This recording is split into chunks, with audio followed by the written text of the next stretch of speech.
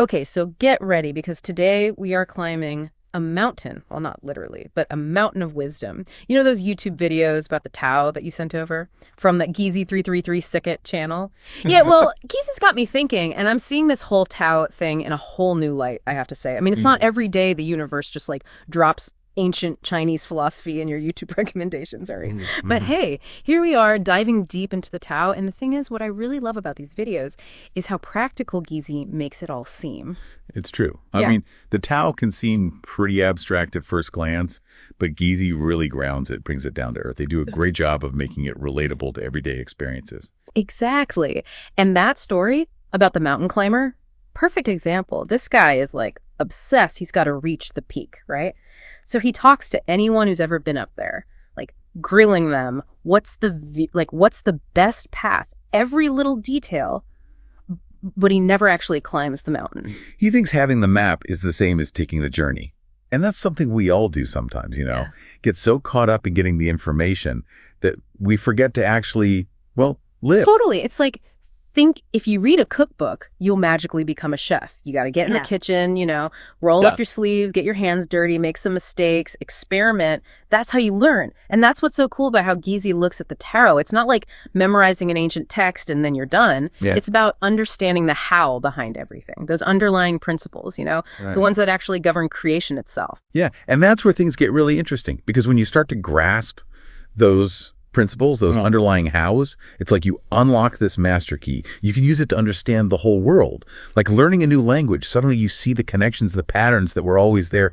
You just couldn't see them before. Whoa. It's like suddenly being able to read the Matrix. And Geezy gives some really concrete examples in the videos. Like that whole thing about how striving for beauty can actually lead you to ugliness. Ever notice that? Like those perfectly curated Instagram feeds, they can start to feel so sterile, you know? Absolutely. Or like that pressure to fit these unrealistic beauty standards, and it just leads to anxiety and self-doubt. Classic Taoist principle right there. Balance. You push too hard in one direction, you're going to create its opposite. It's inevitable. It's like the more desperately you try to seem cool, the less cool you actually become. You know what I mean? Exactly. And this doesn't just go for, you know, how we look or whatever. It's for everything in life. Leadership, for example. Geezy talks about how a truly wise leader, they don't try to force things to happen. They create the conditions, and then they let things unfold naturally. So they're like gardeners. Exactly. They don't yank on the seedlings trying to make them grow faster. They nurture the soil, they make sure there's sunlight and water, and then they trust the natural process. Exactly. It's about understanding that true power is not about fighting against the natural order of things. It's about working with it. And that's where the concept of Wu Wei comes in, which, you know, literally means non-action or effortless action. Okay, I gotta say, non-action sounds a little bit like the life advice I'd get from, like, my cat. But go on, you've got me intrigued. I know, it's a bit of a paradox, right? Yeah. But it's not about being passive, really. It's more about recognizing that sometimes the best way to achieve something is to actually let go of the need to control the outcome. It's about aligning yourself with the flow of things, trusting that the universe has your back.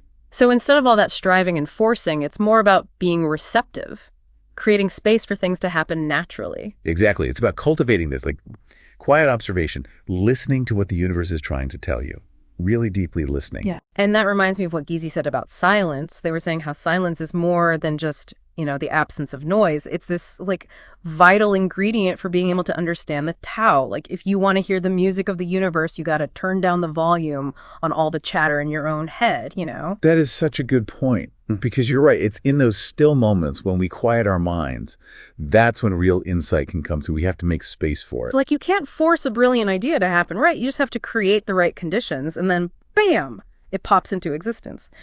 Which leads us to what I think is the most mind-bending part of this whole thing, this idea that the Tao, for all its simplicity, it's also full of these seemingly impossible paradoxes. It's so true. It's full of contradictions. It's both simple and profound, it's universal, but it's also deeply personal. And it's not afraid of paradox. Actually, it embraces it. And speaking of paradox, Geezy really threw me for a loop with that whole true self-interest is actually selflessness thing. I mean, it sounds like something you'd read on like one of those cheesy inspirational posters, you know? Yeah. But the more I think about it, the more I'm like, wait a minute, is there something to this? It's definitely one of those Taoist principles that at first you're like, Why? It What? seems totally counterintuitive, but when you really start to dig into it, unpack it a little, it's got this surprising depth. Okay, so unpack it for me. How does being selfless actually serve your self-interest? Well, think of it this way. When we're just focused on our own needs, our own desires, it's like our world shrinks, Yeah. gets smaller and smaller. We're constantly bumping up against our own limitations, the limits of our ego, our resources, everything. But when we shift that focus outwards, when we start to act in service of something larger than ourselves, that's when things get interesting. Okay, I'm following you. It's like we tap into a different kind of energy then, a different kind of abundance. Because by giving, by contributing to something beyond our own immediate needs, we open ourselves up to all these possibilities. Possibilities we couldn't even imagine before. So it's not about like becoming a doormat, right? Yeah. It's more like recognizing that true fulfillment, it doesn't come from just focusing on me, me, me. It comes from connection, being part of something bigger. Exactly. And this plays out everywhere. Relationships, for example, when we go into them with this attitude of what can I get, it never really works out, does it? It's always going to be unsatisfying. But when we focus on giving love, on being supportive, understanding, and we don't expect anything back in return, that's when real intimacy, real connection can happen. It's like that saying, right? The more you give, the more you receive. But it's not about keeping score. It's a whole different way of looking at things. Absolutely. And this goes for leadership too. Yeah. GEEZY talks about how a real leader, they're not clinging to power, they're empowering others. They don't need to be the loudest voice in the room because they get it. True strength comes from lifting others up, creating space for other people to shine. Which paradoxically makes them even more influential, right? More respected. Because people were drawn to that kind of genuine power, the kind that comes from service, not ego. Exactly. And this brings us to another one of those mind-bending paradoxes that GEEZY talks about, this idea of yielding as a form of strength. Okay. Yeah, that one really messes with my head. I mean, we're basically programmed from birth to think strength is all about, being assertive, pushing forward no matter what. But the Tao's saying, hold on a second, sometimes the strongest move is to surrender. I know, it seems so counterintuitive, right? But imagine this. There's a tree right in the path of a huge storm. Now, a tree that's all rigid, refuses to bend, what happens? Yeah. It snaps in half, right? But a tree that can sway with the wind, adapt to whatever forces are coming at it, that tree, it's got a much better chance of making it through. So it's not about being passive or giving up. It's about being adaptable, recognizing that sometimes the best way forward isn't always a straight line. Exactly. It's about being like water. Water is powerful, right? Oh, yeah? It can carve through a rock, shape entire landscapes over time. Yeah. But how does it do that?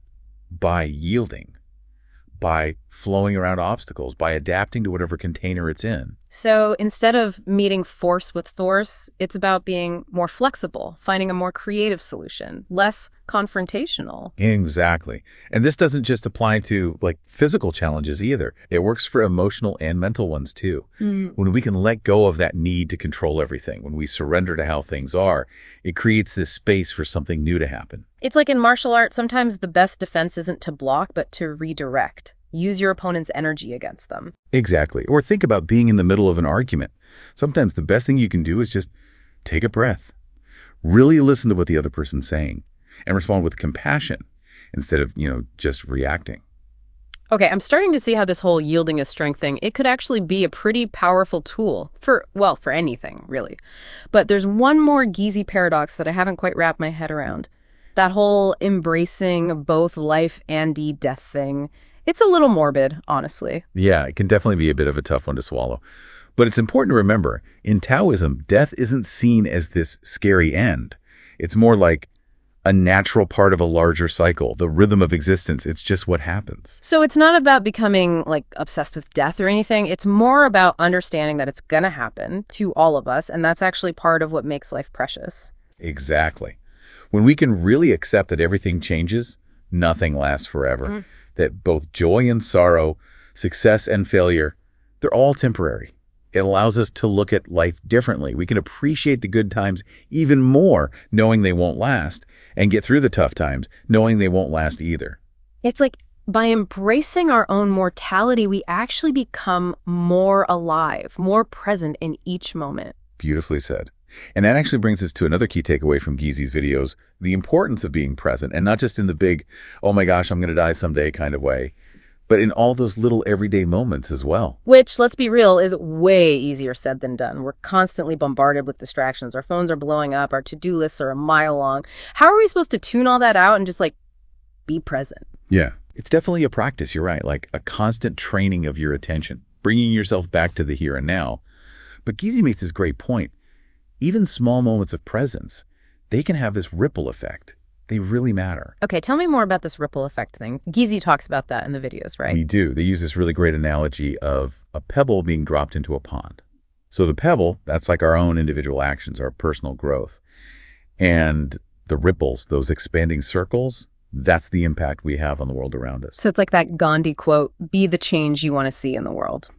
It always sounded kind of cliche to me, but after this deep dive into the Tao, it makes you realize how powerful that idea really is. It's not about waiting for someone else to fix things, right? To come along and magically create a better world.